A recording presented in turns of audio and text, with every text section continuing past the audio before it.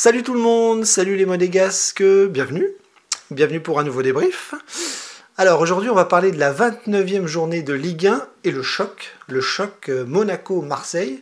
Alors comme vous le savez tous, la semaine dernière c'était la débâcle, parce que Monaco n'arrête pas de faire le yo-yo.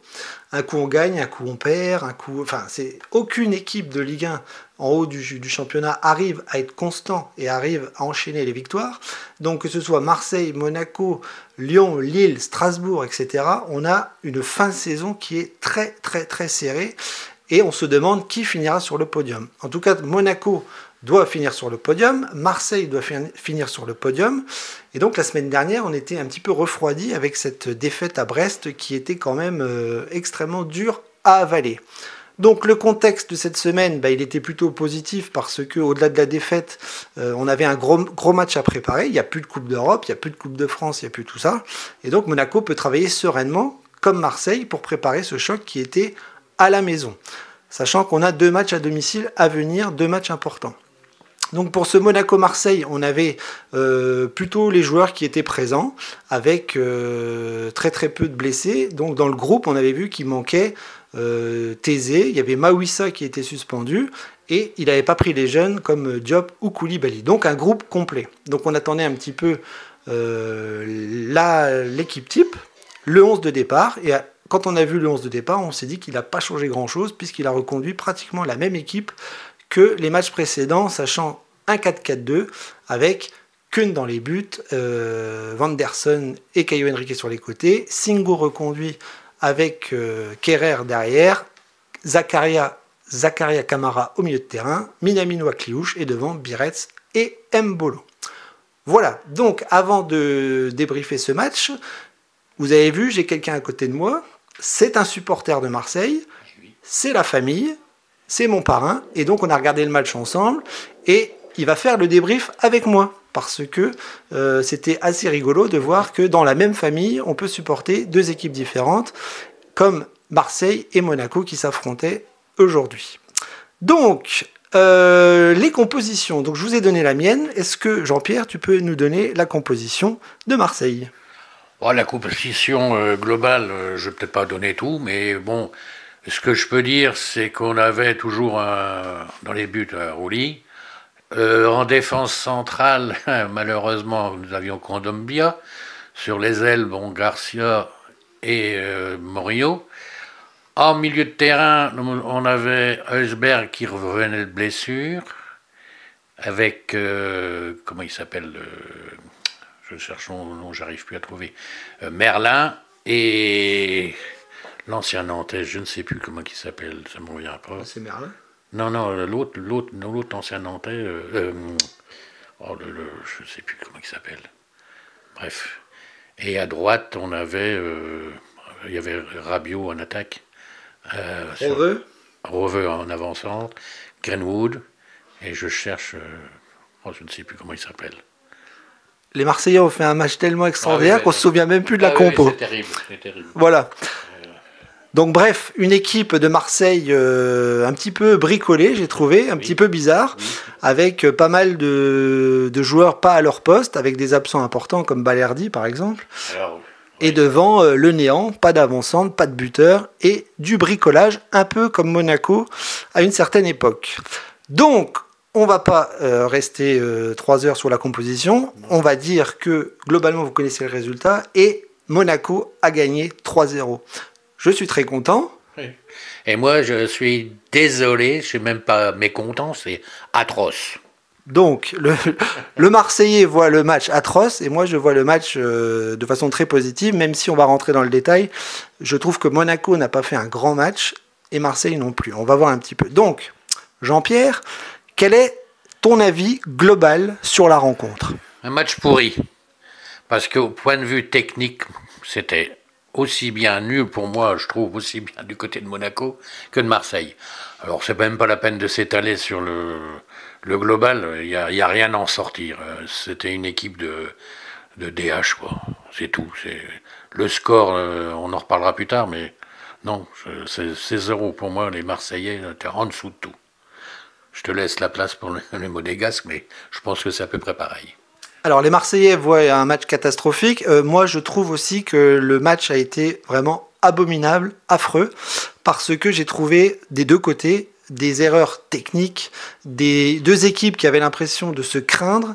Donc il y avait un petit peu le jeu qui était passé en second plan. Il y avait vraiment une envie de ne pas se découvrir, une envie de faire attention sur l'aspect tactique, et on a vu que ça a enchaîné beaucoup d'erreurs techniques, des mauvaises passes, des mauvais choix dans la surface de réparation, des décalages qui ne se faisaient pas, enfin plein d'erreurs techniques des deux côtés, qui a fait que le match me donnait l'impression dans cette première mi-temps qu'il n'y aurait pas de but et qu'on allait même se diriger vers un match nul. Je pensais qu'il y aurait plus de buts que ça du côté de Marseille et du côté de Monaco, mais on a vu que cette première mi-temps a été quand même très fermée des deux côtés. Mais en première mi-temps, on va quand même avoir un fait de jeu, et Monaco, à l'image de ce que je viens de vous dire, sur un cafouillage, sur une occasion pas vraiment très maîtrisée, dans la surface de réparation, Biarritz va se retrouver côté droit, va essayer d'excentrer le ballon avec Rouli face à lui, il va glisser, il va tacler le ballon, et en 2-3 touches, le ballon va arriver sur Zakaria, et Minamino va réussir à la mettre au fond. Donc on ouvre le score. J'ai envie de dire contre le cours du jeu, oui, mais c'est un but qui vient un petit peu de nulle part, en sachant qu'il y avait très peu de maîtrise offensive des deux côtés. Donc, absolument, oui. Il faut reconnaître que le but là, c'est un but gag. Bon, une chose, dès le départ, on voit Minamino qui est en position d'hors-jeu, qui revient d'une position d'hors-jeu. D'ailleurs, sur le direct, on s'est dit, moi je me suis dit, il est hors-jeu, tu l'as dit aussi. Ouais. Alors, on ne sait pas, pour moi, je n'ai pas bien compris ce que l'arbitre. Est-ce que parce que Rouli a arrêté le ballon, enfin, a dégagé le ballon, qu'il l'a remis sur Zakaria? Est-ce que c'est une autre action? C'est difficile à comprendre, enfin c'est tout. Mais c'est un but de raccro, mais ça ne devait même pas arriver, ça devait être dégagé, enfin c'est zéro, quoi. Tant mieux pour Monaco, hein. Je ne suis pas un fanatique de dire on ne devrait pas gagner, on ne devrait pas perdre, mais on ne devait pas gagner non plus, hein. Mais bon, c'est tout. Alors ça, c'est le premier but dans la mi-temps. Voilà, sur la première mi-temps, on peut dire que Marseille a mieux maîtrisé le ballon, bien que une passe à 20 mètres, ils n'arrivent pas à se les mettre dans les pieds. Ça joue petit bras, c'est tout, je ne peux pas dire plus. Et ce qui est très bizarre, c'est comme c'est un match de haut de tableau, que c'est un match le deuxième contre le troisième, donc c'est une affiche. On n'a pas parlé de l'horaire, ce qui est quand même une catastrophe de la part de la Ligue, qui vous met un Monaco-Marseille, un deuxième contre un troisième, un samedi après-midi à 17h. Pour moi, c'est une catastrophe, et j'avais peur que, justement, il y ait un manque d'envie par rapport à l'horaire. J'avais peur qu'il fasse très chaud sur Monaco. Heureusement, il y avait de la pluie un petit peu, des nuages, de la fraîcheur, donc ça allait à peu près. Mais en tout cas, c'est un choix de calendrier catastrophique. En tout cas, le but, il est pas beau. La première mi-temps n'est pas belle, et on espère en deuxième mi-temps une réaction des Marseillais, parce qu'ils sont menés, même si dans le match c'est très équilibré, et que Monaco n'est pas au-dessus, que Marseille n'est pas au-dessus, et qu'en deuxième mi-temps, soit les Marseillais vont se réveiller, soit les Monégasques vont s'écrouler, parce qu'on a l'habitude de faire des cadeaux à l'adversaire à chaque match. Et donc la deuxième mi-temps est très indécise. Donc la deuxième mi-temps, qu'est-ce que tu en as pensé? Eh ben, en parlant de cadeaux, je peux dire que c'est pas Monaco qui a fait des cadeaux à Marseille, c'est que nous avons continué à faire des beaux cadeaux. Les deux buts qu'on prend en plus, hein, le 3-0, il n'y a rien à dire, mais même si c'est Monaco qui les met, c'est parce que nous, on les a donnés. On leur a donné.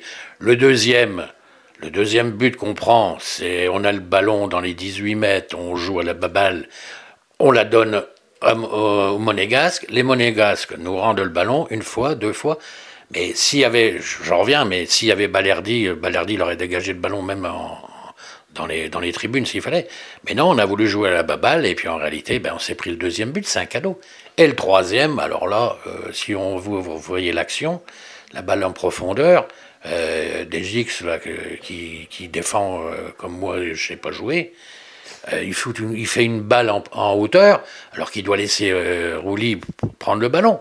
Puis après, Roulis, il fait une faute, c'est vrai, mais vu le match qu'il fait, c'est pas lui, le penalty, c'est pour lui, mais c'est pas pour lui. Ça devrait être Dedic qui prend le penalty, c'est tout, quoi. C'est la deuxième mi-temps est moins bonne, même pour nous, elle est moins bonne. On n'a pas maîtrisé rien du tout. De toute façon, les équipes étaient en dessous de tout, moi je dis. Exactement, je trouve que le deuxième but, alors le deuxième but, encore une fois, comme le premier, pour moi je le vois hors jeu, c'est-à-dire que sur l'axe de la caméra, on voit Mbolo qui a une épaule devant les défenseurs marseillais, et en fait, comme je lui disais, le problème de la VAR, c'est que eux, ils ont des calculs d'angle de caméra beaucoup plus précis et beaucoup plus géométriques que ce qu'on voit nous. Donc quand on a revu les images après, on a vu qu'effectivement, Mbolo n'était pas hors jeu, mais en tout cas, il joue bien le coup. Il prend le ballon dans la surface, il est devant et il la met bien au fond des filets. Donc le deuxième but fait mal à Marseille parce que Marseille n'y arrive pas. Nous, on est un peu brouillon, mais on arrive quand même à profiter des erreurs de l'autre parce que finalement c'est un festival d'erreurs techniques. On arrive à profiter d'une erreur défensive et on marque le deuxième but et là ça devient compliqué pour Marseille.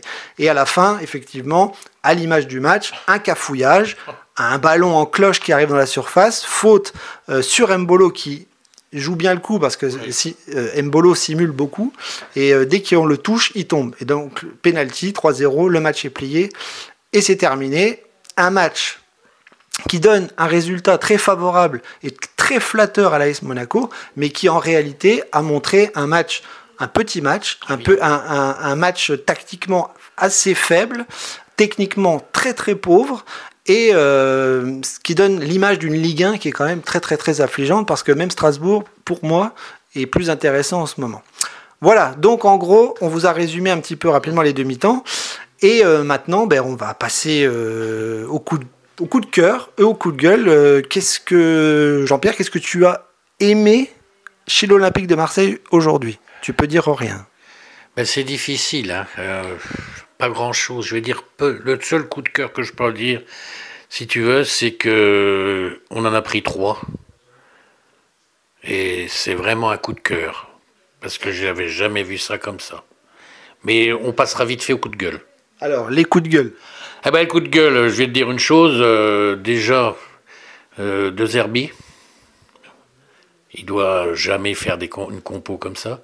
On a des joueurs, on va mettre... Wow, j'ai rien contre lui. Mais on a un Guéry, même s'il revient de blessure, d'une légère blessure, il avait la rage. Harit, mais il est là, mais on ne le voit pas.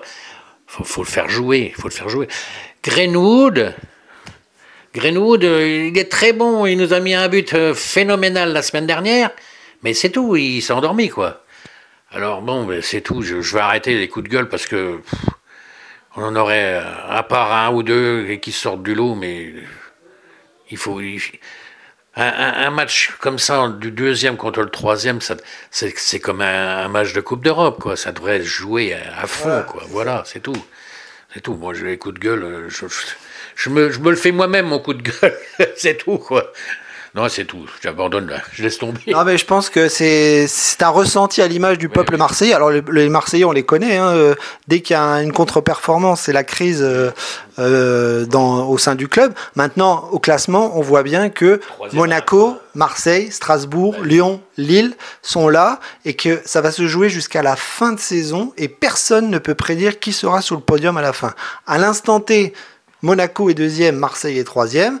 Mais la semaine prochaine, il peut y avoir tout l'inverse, avec des Strasbourgeois qui peuvent monter sur le podium, Marseille qui peuvent battre Montpellier, et Monaco qui peuvent se faire démonter par Strasbourg, qui, je le répète, est une équipe en pleine forme. C'est trop difficile à jouer. Voilà. Donc, Marseille, c'est un match raté. Monaco, c'est une belle victoire, mais qui, sur le terrain, n'a pas donné forcément le spectacle que l'on attendait. Et maintenant, on attend la suite, parce qu'il reste 6 journées de championnat, et rien n'est fait. Et ce sprint final va être extrêmement serré jusqu'à la fin de la saison. Voilà. Donc, moi, perso, mes coups de cœur, c'est le résultat. Mes coups de cœur, c'est Mbolo qui remarque des buts, c'est Zakaria qui prend enfin la taille patron en prenant les pénaltys en charge parce qu'on connaît nos attaquants qui sont incapables de les mettre au fond. Donc c'est le score. Maintenant, mon coup de gueule, c'est quand même toutes ces erreurs techniques qui ont été pendant plus d'une heure extrêmement préjudiciables, à l'image d'un Minamino, à l'image d'un Akliouche qui baisse un petit peu le pied, à l'image d'une défense qui a plutôt... Monaco a plutôt bien défendu, à l'image d'un Keun qui s'est rattrapé de la semaine dernière, qui a fait des arrêts très très très importants. Et ce soir, j'ai envie de retenir les deux gardiens, le gardien marseillais et le gardien monégasque, qui ont fait des arrêts. Mais s'ils font des arrêts, c'est que les défenses ont été en difficulté et que ça a été extrêmement compliqué d'être propre défensivement, d'être propre au milieu de terrain. Et bizarrement, on a été propre offensivement puisqu'on a réussi à mettre 3 buts. En sachant que bon, c'est un penalty et que ça s'est joué à pas grand-chose. Voilà. Donc, on va pas tarder à couper. Comment tu vois la fin du championnat et les derniers matchs de l'Olympique de Marseille ? Et de toute façon, la fin du championnat va être très très serrée. Hein. Ça va se jouer, comme tu as expliqué, hein, sur 3 ou 4 équipes, moi je dis.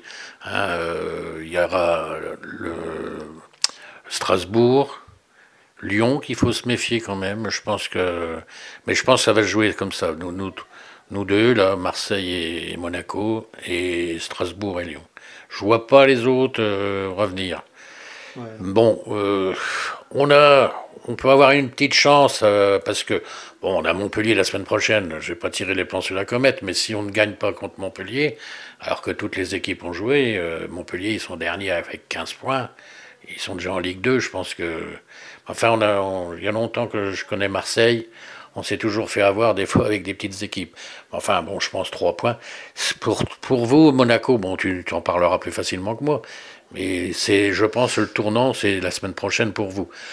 De toute façon, je pense qu'on sera quand même, vu les équipes qu'on rencontre, je pense qu'on sera sur le podium. 2 ou 3, de toute façon, c'est la Ligue des Champions. Donc, c'est pas beau. C'est ce que je vois. Hein. En espérant qu'on ne fera pas le compte sur les 6 derniers. Mais non, mais l'inquiétude des Marseillais est la même que l'inquiétude des Monégas, c'est-à-dire que cette fin de saison, c'est impossible. Alors déjà, vu le nombre de points qui séparent les 6 premiers, du 2e à la 6e place, personne ne peut prédire qui finira sur le podium, et ça c'est un peu inquiétant, parce que c'est les calendriers qu'il va falloir regarder, et moi je vois que Monaco a un calendrier pas simple, parce que Strasbourg la semaine prochaine, donc encore un match décisif, puisque Nice, dans le derby, c'était décisif. Ce soir, c'était décisif. On a gagné les 2. Et maintenant, on a Strasbourg qui nous attend. Donc, on ne peut plus perdre de points. Il faut gagner tous les matchs. Ça, c'est évident. Tous les clubs veulent gagner des matchs. Mais si on repère des points la semaine prochaine et que Marseille repasse devant, on se retrouvera dans la même situation, c'est-à-dire l'incertitude, l'instabilité, l'inconstance, et on a une fin de championnat qui est passionnante, hein, au-delà du Paris Saint-Germain qui est tout seul. Celui qui peut prédire le classement des 5 premiers, franchement, chapeau. Vraiment chapeau, parce que c'est très très très difficile. Donc moi je m'attends à un match difficile la semaine prochaine contre Strasbourg, en sachant qu'on est à domicile et que ça c'est plutôt une bonne nouvelle. J'ai vu Biret qui se tenait l'arrière de la cuisse, j'espère qu'il n'est pas blessé parce qu'on va avoir besoin de lui, même si Balogun est revenu. Mais voilà, on est dans l'incertitude, les Marseillais comme les Monégasques. Et je pense que les Strasbourgeois sont outsiders en ce moment. Bon, là, on va voir ce qu'ils vont faire ce week-end. Hein. Je dis ça, ils vont peut-être perdre ce week-end. Mais ça va être une fin de saison passionnante pour Marseille, pour Monaco. Mais sur le terrain, attention, parce que j'ai l'impression qu'il y a beaucoup de fatigue, il y a beaucoup d'erreurs, et il y a beaucoup d'incertitudes dans les résultats à venir et dans les performances à venir, même si ça gagne un match sur 2. Donc voilà. Ça n'avance pas vite. Hein. Ça n'avance pas vite. Voilà. C'est exactement ça, ça n'avance pas vite. Et puis, il faut toujours regarder dans le rétroviseur, et ça, c'est très, très, très stressant. Bon, on va s'arrêter là. Voilà, je suis triste pour les Marseillais, je suis content pour mes Monégasques, mais c'est le football, et le classement ne veut absolument rien dire, puisque dans une semaine, on sera peut-être Inversé. Voilà. Donc je vous dis à la semaine prochaine pour le débrief contre Strasbourg. Et en attendant, j'ai envie de dire Dagemonegou et droit au but. Droit au but. Droit au but. Salut les copains.